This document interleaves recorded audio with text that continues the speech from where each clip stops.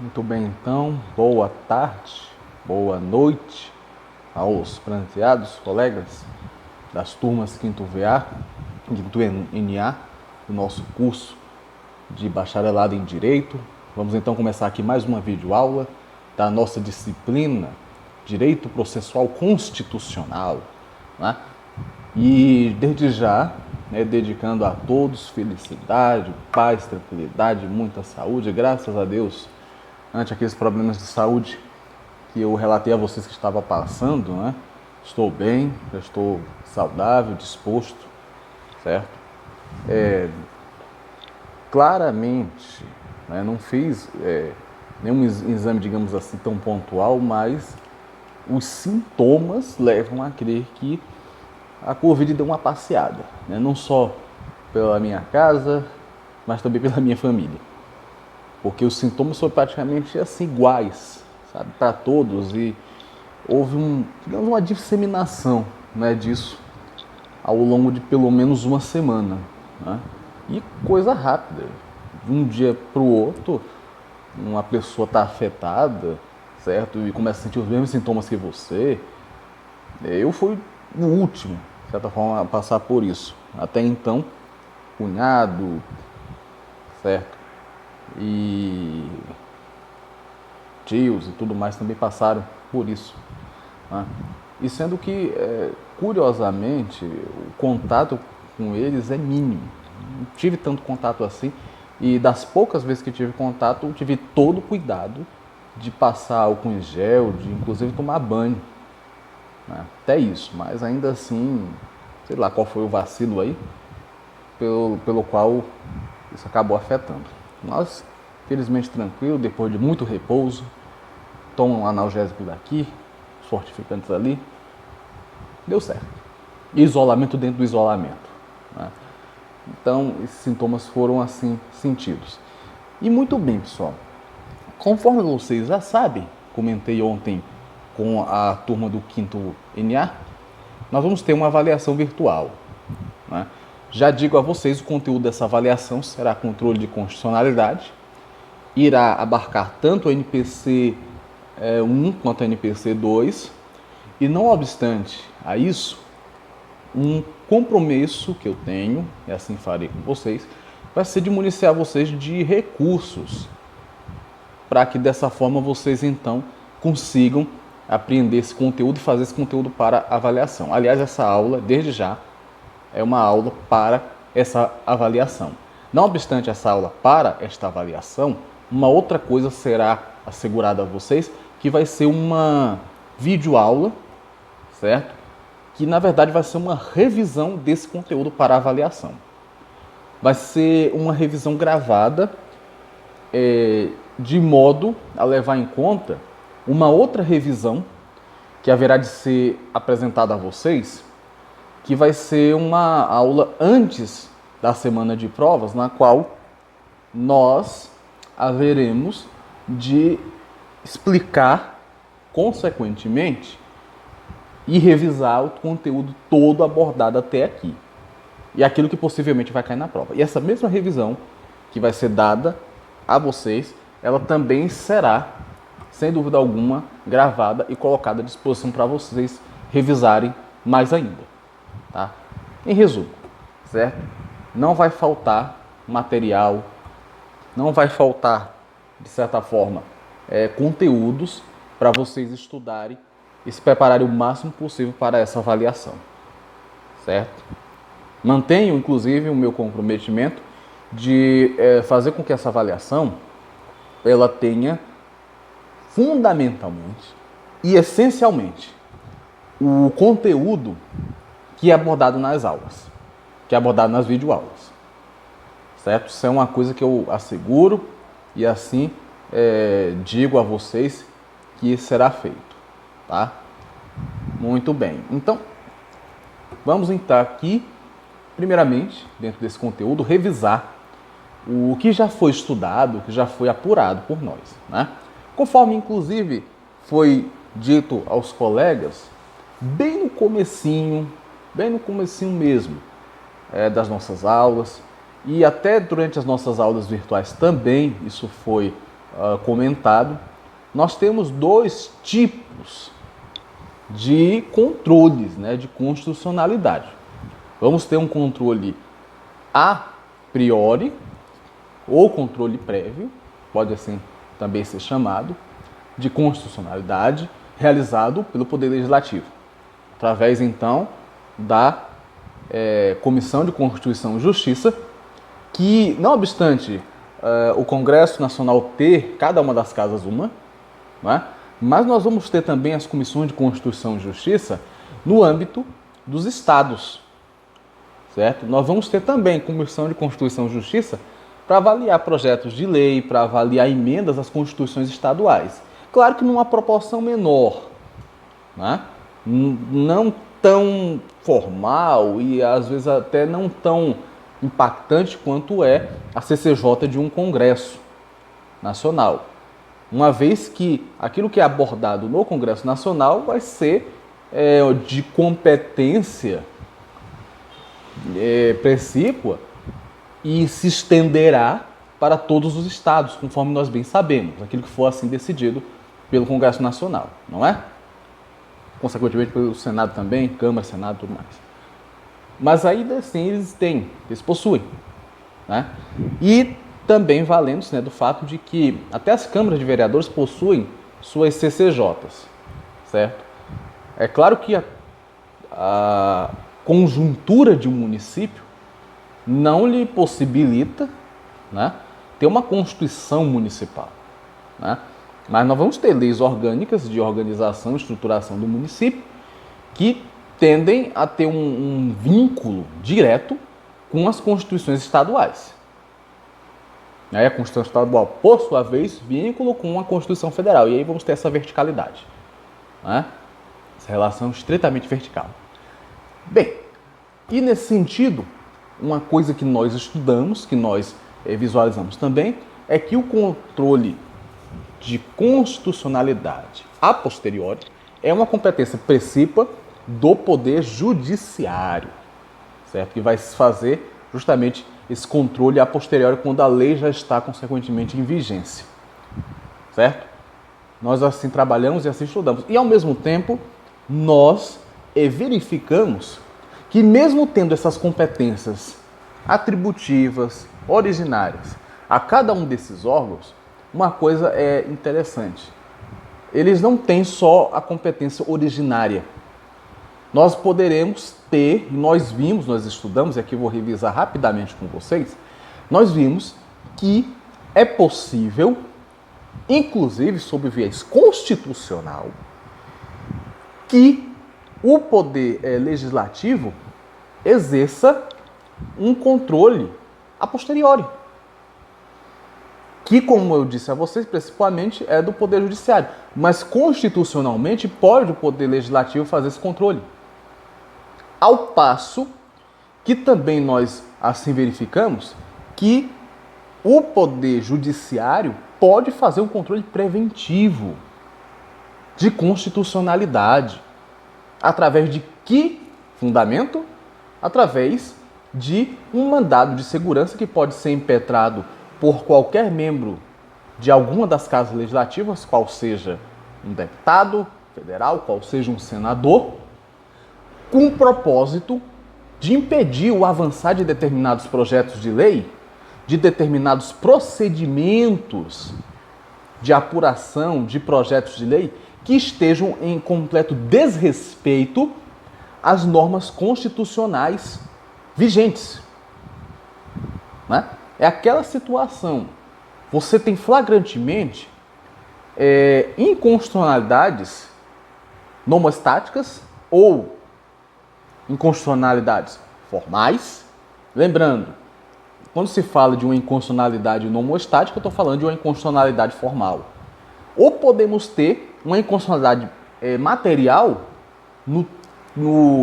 que tange ao conteúdo da lei e, por sua vez, lembro mais uma vez, essa inconstitucionalidade material pode ser chamada de inconstitucionalidade nomodinâmica, certo? Temos termos e termos, palavrinhas e palavrinhas, sinônimos e sinônimos, então é importante nós atermos a essas características também, porque pode ser que caia na avaliação, né? Pode ser que não caia na nossa avaliação, mas vai cair num concurso público. Então, é aquela historinha basilar, preparação, né? Atenção, cuidado, certo? Então, por isso que eu estou aqui relembrando essas questões que já foram, inclusive, debatidas e discutidas com as duas turmas. E, nesse sentido, o parlamentar pode arguir isso, ingressando com esse mandado de segurança no STF e solicitando que haja um impedimento, né? Claro, que haja um óbice de ordem constitucional, aquilo que a própria Casa Legislativa não está observando, não está levando em conta, não está valorizando, certo? E como eu expliquei ontem, por que um mandado de segurança? Compreende-se e entende-se que é um direito adquirido de quem pleiteia, no caso do parlamento, ou até mesmo no campo da sociedade. Quem pleiteia a busca por uma regulamentação legal de algum item, de alguma questão que julgue factual, né? Que julgue importante.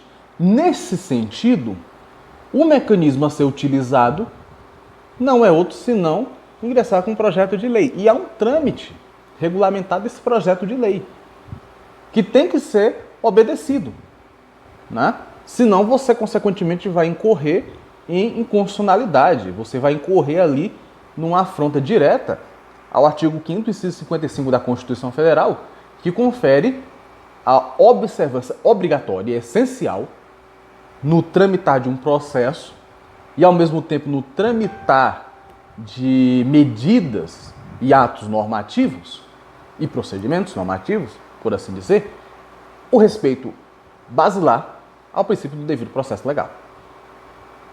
Ao passo que nós bem sabemos que possíveis afrontas a cláusulas pétreas também são passíveis de uma abordagem constitucional detida, assídua, direta. Então, eu posso tanto ter uma inconstitucionalidade formal como material e pode ser abordada nesse mandado de segurança. Porque direitos e garantias fundamentais são direitos adquiridos, né? O devido processo legal também é um direito adquirido. O direito à acessibilidade é um processo regulamentar e constitucionalizado, certo? E se os agentes políticos transgridem isso, estão transgredindo, consequentemente, direitos líquidos e certos, conhecidos, à disposição do parlamento, à disposição da sociedade como um todo. Certo? Então, os fundamentos do mandado de segurança, a bem de todas as explicações que possam aqui ser assim aprimoráveis, qual seja, por exemplo, a defesa de direitos, e o mandado de segurança ele tem esse condão também de ser uma defesa de direitos, mas a gente percebe que os fundamentos do mandado de segurança, os basilares, estão aqui categorizados. Por isso que ele vai ser consequentemente utilizado. Tá? E é uma forma de interferência, porque se porventura o STF verificar inconstitucionalidades na abordagem desse projeto de lei, no tramitar de determinados projetos de lei na Casa Legislativa, ele pode decretar, sem dúvida alguma, o deferimento daquilo que está assim vinculado ao mandado de segurança, certo? E com isso determinar a inconstitucionalidade da medida tomada pelo Congresso Nacional, seja qual for a Casa Legislativa assim suscitada, né? Assim questionada quanto aos seus procedimentos. Beleza? Então essa é uma forma. Lembrando, e antes de irmos para esse estudo aqui detido quanto à forma repressiva de interferência do Poder Legislativo, certo? Lembrando que a forma repressiva, controle a posteriori, né? Ou um controle para depois da vigência da lei C do Poder Judiciário, mas o Poder Executivo pode também fazê-lo, né, pode também realizá-lo. E com um detalhe interessante, certo? Essas hipóteses, todas, são constitucionais. A própria Constituição assegura ao Poder Legislativo o exercício de um controle repressivo de constitucionalidade, mesmo não sendo originário do Poder Legislativo, mas a Constituição lhe confere a possibilidade de assim fazê-lo dentro de uma lógica que nós vamos ver que está inclusive presente dentro de cada uma das disposições constitucionais legais, que assim é apresentável, que assim é assegurada, né, para que se realize então esse controle. Tranquilo? Bom, antes disso, conforme eu havia dito anteriormente, o presidente da República ele exerce uma forma de controle prévio de constitucionalidade através dos vetos presidenciais. Artigo 61, parágrafo 1º da Constituição Federal, certo? Controle a posteriori o presidente praticamente não exerce, certo? Há um tempo atrás, eu meio que suscitei uma discussão, né, entre nós, perguntando se a medida provisória, por exemplo, poderia ser uma forma, né, de exercício de controle a posteriori. Caso o presidente, por exemplo, não se dê por vencido, após vetar determinado projeto de lei, ele então cria uma medida provisória, segundo o que se aborda, né, nessa hipótese, ele cria a medida provisória para corrigir as falhas da lei.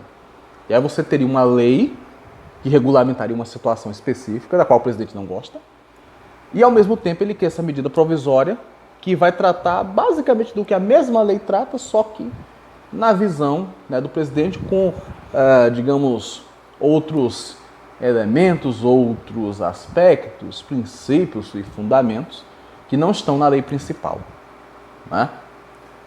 Mas, de todo caso, não seria, na verdade, um controle a posteriori, de modo que se pode dizer que o presidente ele não tem esse condão de exercer esse controle a posteriori, mesmo com a medida provisória, porque no caso da medida provisória, ela já surte efeitos, certo? Tão logo seja criada. A lei em si já está surtindo seus efeitos, certo? Então, a medida provisória ela vai surtir efeitos, a lei vai surtir outros efeitos. Os efeitos, consequentemente, da medida provisória não vão incidir necessariamente nos efeitos da lei, certo? O que pode, e mesmo que ele tente, né, mas emendas à lei, isso aí é processo legislativo também, é outra lei, certo? É outra lei, que não vai revogar necessariamente a lei, senão apenas modificá-la no ponto que considerar discutível, polêmico, né? Então ele exerce um controle, mas é o prévio. O controle a posteriori, ainda não temos nenhuma figura que caracterize, né, um controle a posteriori de constitucionalidade por parte do presidente da República. No entanto, como eu disse a vocês, nós vamos ter o controle a posteriori do Poder Legislativo. Vamos ter 3 hipóteses, como eu disse a vocês, constitucionais, porque estão presentes na Constituição, que assegura esse controle a posteriori.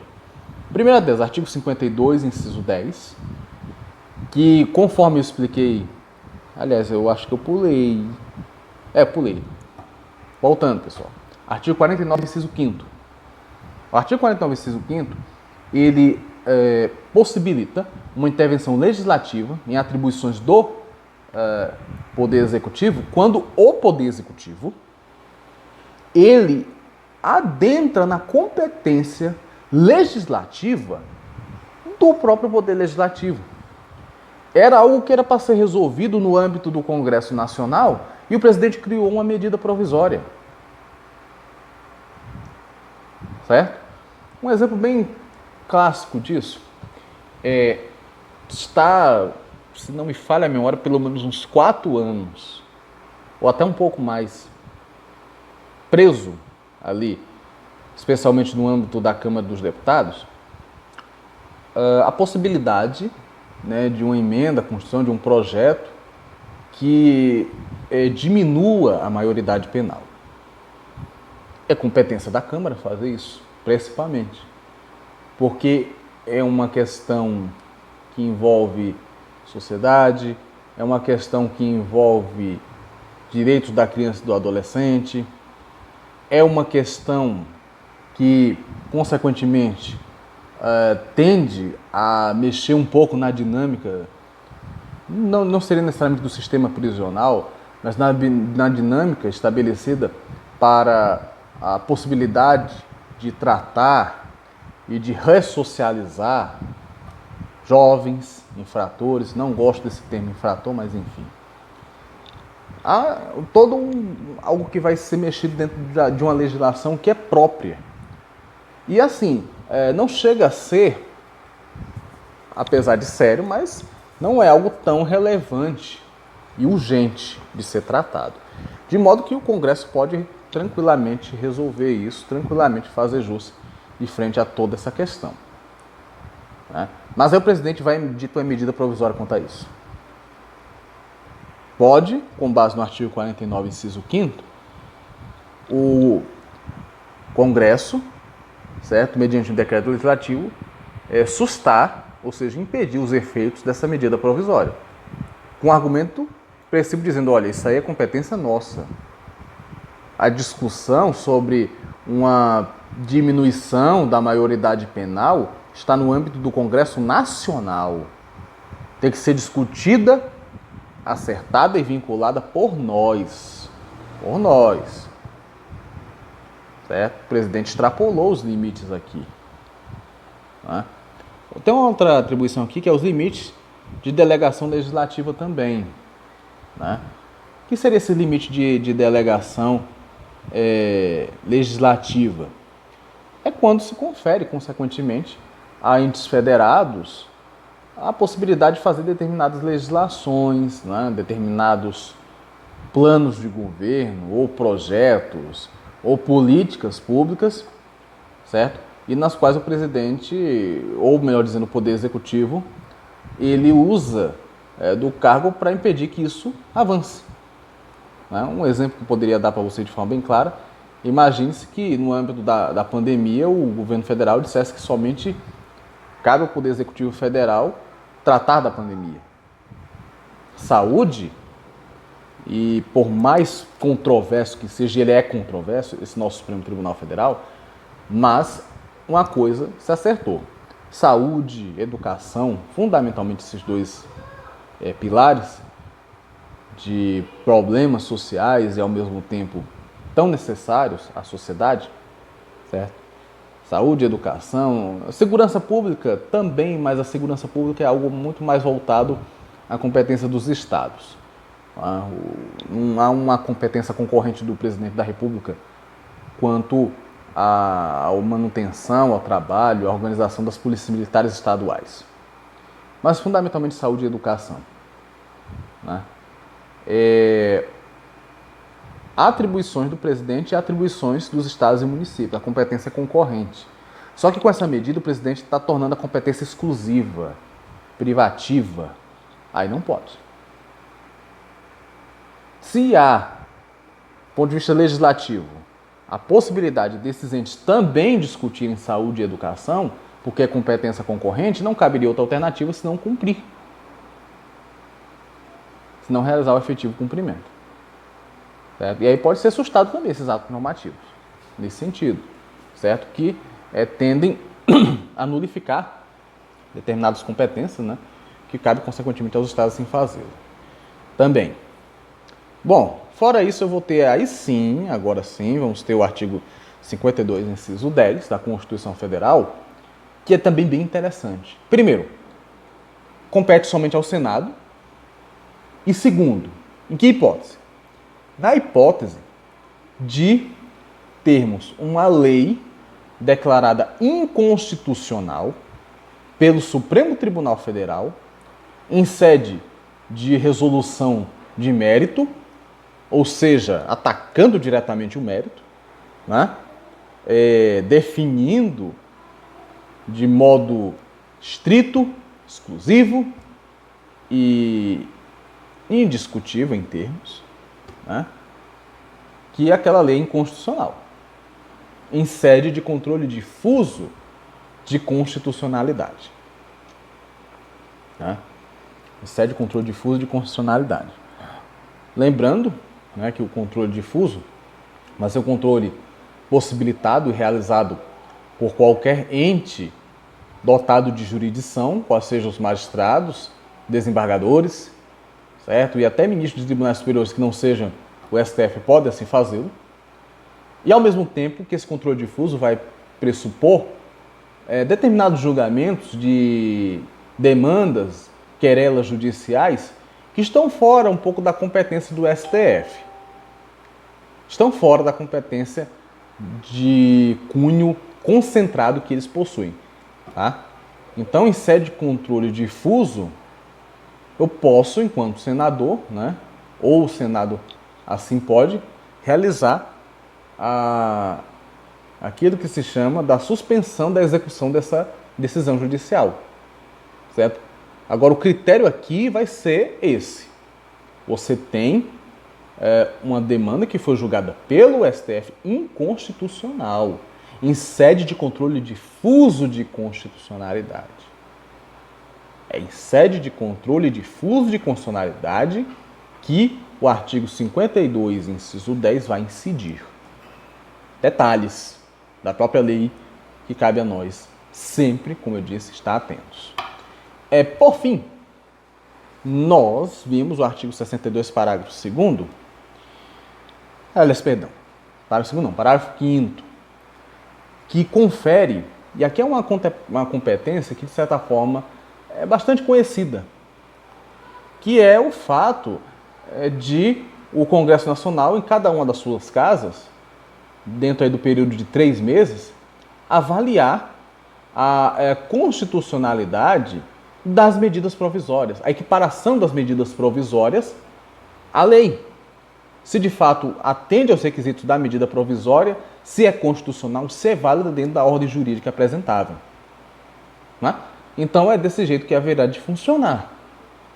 Certo? É dessa forma que nós teremos aqui, então, no artigo 62, parágrafo 5º, essa abordagem. E por que medidas provisórias? Porque, como nós já discutimos, né?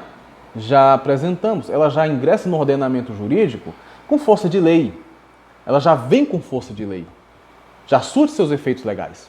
Ainda que seja revogada, e lembrando, né? A revogação de uma medida provisória gera eficácia ex nunc, da decisão de revogação para frente, não abarca fatos pretéritos, de modo que se alguém ou algumas pessoas foram beneficiadas pela vigência de uma medida provisória, elas continuarão sendo beneficiadas, adquire-se um direito, né? Incorpora-se ao seu patrimônio, e eis a noção então de direito adquirido, lá do artigo 5º, inciso 29, a linha D da Constituição Federal, e dessa forma então nós temos essas intervenções de ordem legislativa. Assim nós temos as intervenções de ordem constitucional que a própria Constituição confere ao Poder Legislativo. Relembrando, a intervenção de cunho repressivo. Tá? É uma intervenção de cunho repressivo. Certo? Todas as intervenções aqui que acabei de novamente relembrar aos colegas, porque já discutimos isso em outra aula. Artigo 49, inciso 5º, artigo 52, inciso 10 e artigo 62, parágrafo 5º, todos da Constituição Federal, permitindo um controle repressivo de constitucionalidade por parte do Poder Legislativo. Beleza? Muito bem. Agora então nós vamos de fato ao que nos interessa. E conforme eu disse à turma do 5º NA ontem, essa parte ela vai, de uma certa forma, exigir dos colegas, e nas próximas 2 aulas, inclusive, dentro desse campo de pavimentação de conteúdos para que vocês passem tranquilos e assim façam a nossa avaliação com o máximo de tranquilidade possível, o que é que vai acontecer? Né? Eu vou apresentar a vocês um outro material. Esse é um material interessante de se estudar, de se abordar, de se fazer uma síntese de tudo aquilo que tenhamos que estudar. Ao mesmo tempo vai ter outro material à disposição de vocês, certo? Para vocês concatenarem bem essas ideias. E nesse passo agora, o modelo de controle de constitucionalidade, somado à forma de controle de constitucionalidade, tende a criar aqui é uma nomenclatura bem particularizada do controle de constitucionalidade. Bem particular mesmo, certo? E, inclusive, as palavras sinônimas são, consequentemente, as que mais vocês haverão de verificar, haverão de estudar nos concursos para os quais se prepararem e nas mais diversas situações, inclusive, da vida jurídica a qual vocês estiverem atuando, sejam como futuros advogados, sejam como futuros juízes, promotores de justiça, que sabe, né? Sem dúvida alguma, procuradores federais, desembargadores, ministros de tribunais superiores, e assim vamos seguindo, né? Então essa parte aqui, ela vai sempre ser bem marcante, né? E aí eu peço, de certa forma, que os colegas tenham a devida atenção, porque não vou dizer que é difícil, mas às vezes confunde bastante, né? Confunde-se bastante, certo?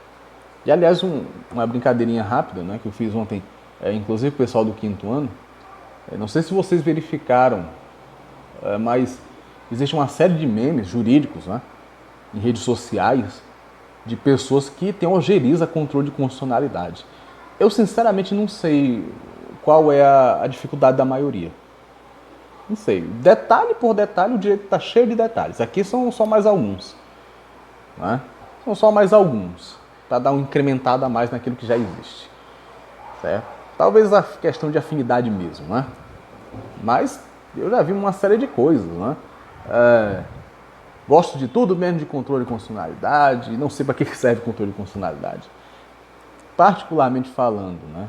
Além do direito constitucional ser uma das disciplinas que eu mais gosto, dentro da área jurídica, junto com o direito penal e processo penal, inclusive a minha monografia, né, ela foi construída unindo os 3 assuntos. Eu consegui unir os 3 assuntos num tema só e trabalhei esse tema na monografia. Depois usei, inclusive, uma parte dessa monografia na minha empreitada rumo às pós-graduações em Direito Penal e Processo Penal, certo? E, de fato, né, eu tenho uma familiaridade boa com esse tema, graças a Deus. E é uma coisa que eu gosto bastante. Mas vamos lá. Então, aqui vai ter uma nomenclaturazinha própria, certo? E a primeira nós temos aqui. Nós bem sabemos, temos um controle concentrado, certo? Também conhecido como controle reservado de constitucionalidade. E vamos ter um controle difuso, certo? Considerado controle aberto de constitucionalidade. Doutrinariamente, didaticamente, assim se apresenta, assim se configura, não é? De modo que quando se fala do controle concentrado, eu estou canalizando todo o arcabouço de atribuições, competências e responsabilidade para um órgão específico dizer o que é constitucional e o que não é constitucional.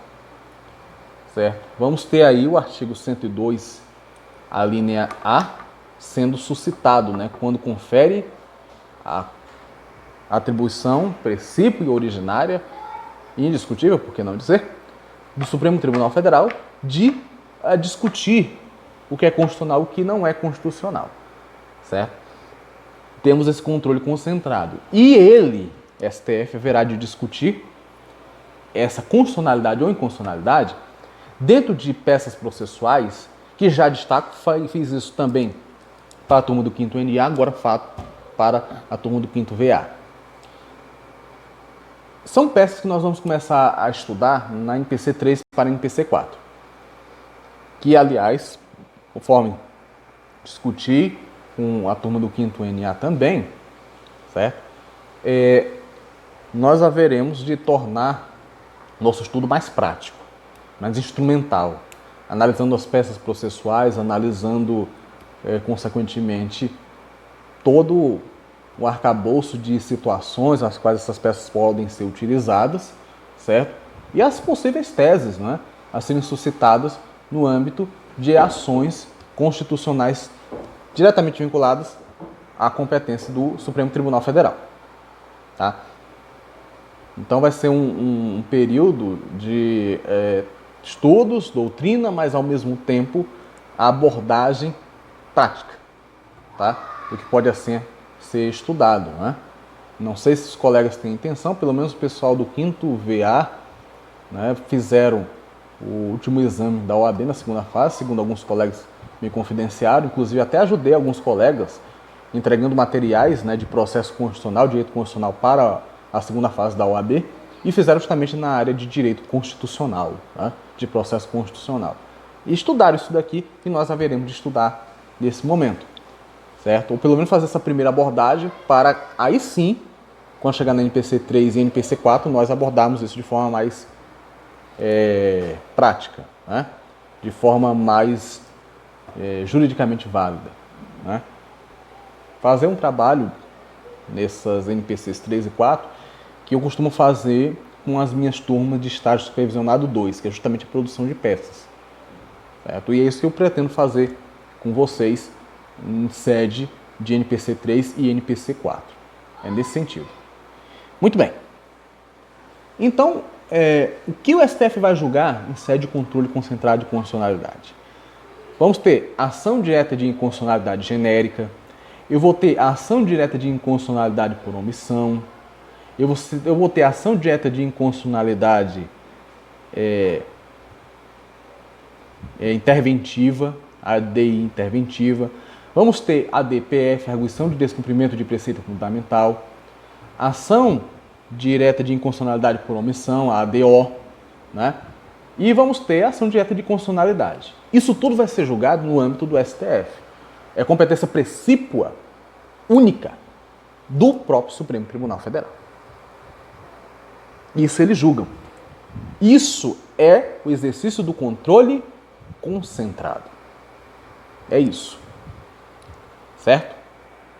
Agora, por outro lado, né, fora essas ações, que é onde vamos nos concentrar bastante, passado esse período de NPC 1 e NPC 2, e se Deus quiser passar desse período de pandemia também, certo? Vamos nas orações, vamos na torcida, segundo as pesquisas indicam aí, há prognóstico de se fazer uma vacina ainda para este ano, certo? Vamos na fé que isso vai acontecer, e que a pandemia vai passar e a gente vai poder voltar paulatinamente, gradativamente, né, para a nossa sala de aula, que é onde é o nosso lugar enquanto estudantes e enquanto professores. Mas fora isso, né, o controle difuso, que aí vai ser, primeiro, como nós sabemos, né, origem norte-americana, tá? Assim desenvolvida, assim realizado pelos norte-americanos, e no qual vai ser realizado pelos órgãos do Poder Judiciário, certo? Desde uma vara comum até uma vara especial, passando pelo crivo dos tribunais de justiça, certo? Dos TRFs, tribunais superiores, até, se for o caso, chegar nas atribuições do Supremo Tribunal Federal. É dessa forma que o controle haverá de ser exercido, haverá de ser encaminhado, certo? E cada um desses pode, assim, arguir constitucionalidades ou inconstitucionalidade de plano, certo? Por isso o controle vai ser difuso, tá? Ao mesmo tempo, nós poderemos dizer que o STF também exerce um controle difuso. É curioso isso, né? Mas se porventura o STF julgar um mandado de segurança, o mandado de segurança não está dentro do rol de competências originárias a serem julgadas pelo STF. Não está, né? Então, se ele julga não só mandado de segurança, mas mandado de junção, habeas corpus, habeas data, ação civil pública, ação popular, isso tudo confere a ele uma atribuição secundária de exercício de controle difuso de constitucionalidade. Certo? É possível. É possível. Certo? Não é à toa, e aí, como você já sabe, ou consequentemente quem não sabe, mas vai saber a partir de agora, a nossa forma de exercício de controle de constitucionalidade é misto. Eu agrego tanto um modelo difuso quanto um modelo concentrado, e com a possibilidade, inclusive, do principal ator do modelo concentrado intervir em questões que a rigor seriam de controle difuso. Como esse caso que eu exemplifiquei para vocês. Tá? Essa é a nossa realidade jurídica e constitucional. Certo? Bem, digamos assim, antropofágica. Né? Sempre unindo aquilo que deu certo em algum lugar, une com outra coisa que deu certo em um lugar, junta tudo isso e dá esse modelo dinâmico, complexo e, por que não dizer, às vezes, confuso de interpretação da nossa Constituição e da nossa realidade constitucional. Eis o Brasil. Bom, deixa eu só verificar como é que está a minha questão de tempo. Beleza. Bom, os próximos 10 minutinhos que assim forem atribuíveis aqui, o que vamos ter? O que vamos abordar?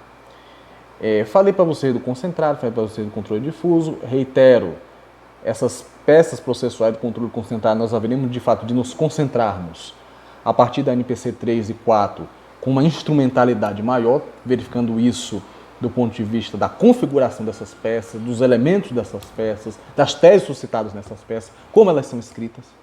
Esse vai ser o nosso trabalho. Paralelo a isso, claro, estudando a doutrina correlata, que explica a funcionalidade de cada uma dessas importantes peças processuais. É bom de se destacar. Agora, vamos às formas de controle. Conforme disse a vocês, controle concentrado ou reservado, controle difuso de condicionalidade ou controle aberto. Aqui na forma de controle, nós vamos ter duas coisas também que vai ser relativa não necessariamente ao campo do modelo, né?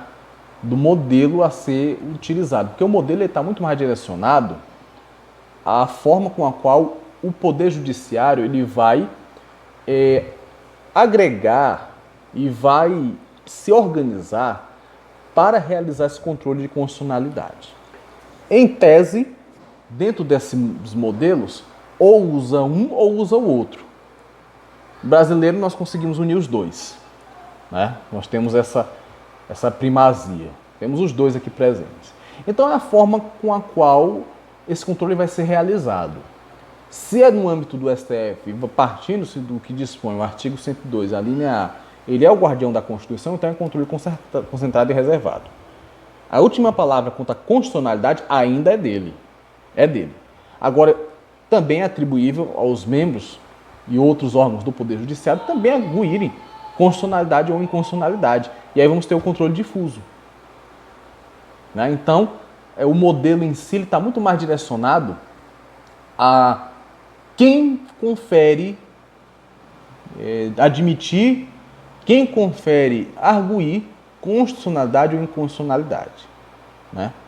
Quando se fala de forma, aqui eu já estou falando do ponto de vista de onde e como o controle difuso ou controle concentrado ele haverá de atuar, a depender da situação apresentada. E a situação em si vai resguardar para si particularidades. Pode ser um caso concreto, ou pode ser uma situação que ainda não se concretizou, mas você, enquanto advogado, vê que há uma possibilidade grande de haver o cerceamento de algum direito, de garantia fundamental, e isso ser extremamente grave e atentatório a direitos e garantias fundamentais estatuídos na Constituição Federal, e assim determinados no âmbito do artigo 60, parágrafo 4º da Constituição Federal. Então, ante a tudo isso, nós vamos ter a forma de incisão da atuação, seja do STF, seja do controle difuso dos demais órgãos do Poder Judiciário. Certo? Então, aqui vai estar muito relacionado à causa em si. certo? E eu já adiantei, inclusive, para vocês, né, como é que vai ser essas causas. Ou vamos intervir num caso concreto ou em uma hipótese que pode se concretizar. Pode ser concretizada. E aí vamos ter o seguinte, quanto a essa forma, eu terei a via concreta, que é também chamada de via de exceção, certo? E no caso da via concreta, a impugnação de uma lei pressupõe comprovação de lesão a direito daquele que alega, tá? Então, eu tenho uma comprovação concreta de que uma lei está atingindo um direito, uma garantia pessoal minha. Está mais que comprovado, está mais que visualizável isso. Eu estou tendo um direito meu negligenciado por uma lei, por um ato normativo, seja do Poder Legislativo ou até mesmo do Poder Executivo, dentro de suas atribuições. Né? Então, a via concreta ou de exceção, e geralmente não se fala em concursos ou demais áreas processuais e peças processuais, via concreta. Fala-se controle de constitucionalidade por via de exceção. Mas entenda, quando se falar de controle de constitucionalidade por via de exceção, é uma via concreta, também chamada de via concreta, e que está atribuída a uma situação real, a um fato, que de fato, um pouquinho redundante para a gente assim canalizar de fato essa ideia, e que de fato ocorreu. Né? Aí, como um exemplo que eu poderia dar para vocês, inclusive dentro de um dos materiais que eu vou encaminhar para vocês, tem-se o caso, digamos que eu tenha um Estado que eleva a alíquota de IPVA para 95%. É uma hipótese. Né? É uma hipótese. E aí eu vou ter um problema. Primeiro, o montante dessa alíquota, né? 95% de IPVA. E aí tem além do prejuízo que você tem, porque você vai ter que pagar 95% equivalente ao valor do veículo, e fora que a Constituição impede tributos confiscatórios. Isso é um confisco, querendo ou não, que vai ser realizado. Se acaso você não pagar, o carro tem de ser confiscado, né? Tem de ser abordado para fazer jus ao cumprimento do pagamento dessa alíquota do IPVA. Bom, uma situação concreta, uma hipótese em concreto, né? E que, sem dúvida alguma, enseja a impugnação por via de exceção. Certo? Vai ensejar por via de exceção. E como nós estamos falando no âmbito de um Estado membro, né, você pode ingressar com uma ação direta de inconstitucionalidade, e isso o controle difuso até permite. Né, perante a lei estadual. Se a lei estadual assim não disser nada, aí ingresse com essa ação, com esse pedido, né, com essa ação direta de inconstitucionalidade por via de exceção. Olha que interessante, ação direta de inconstitucionalidade por via de exceção no próprio Supremo Tribunal Federal, para definir que, olha, essa medida é inconstitucional, fere garantia de ordem fundamental da própria Constituição, que impede confisco, né, em forma de tributo, e sem contar o prejuízo que eu estou passando. Como é que eu vou pagar 95% de alíquota de IPVA sobre o valor do meu veículo, sobre o valor de mercado do meu veículo? Como? Né? Então isso é, uma vez comprovado, via de exceção, porque está no campo concreto. Tá? E, bom, o tempo já está esgotando-se aqui, vou só fazer um comentário rápido, aí na próxima aula nós continuamos essa discussão. E aí vamos ter a via concreta ou via de exceção, e vamos ter pela via abstrata, ou via de ação. Via concreta ou via de exceção, via abstrata ou via de ação. Certo? Ou via de ação. Aqui é uma hipótese que pode se concretizar. E para impedir, consequentemente, a concretização de determinados tipos de demandas, né, de abuso de direito, então você ingressa para fim de impedir isso. Um último detalhe que eu me esqueci agora. O controle difuso, ele não é só chamado de controle aberto, mas é também chamado de controle incidental. controle difuso, tá?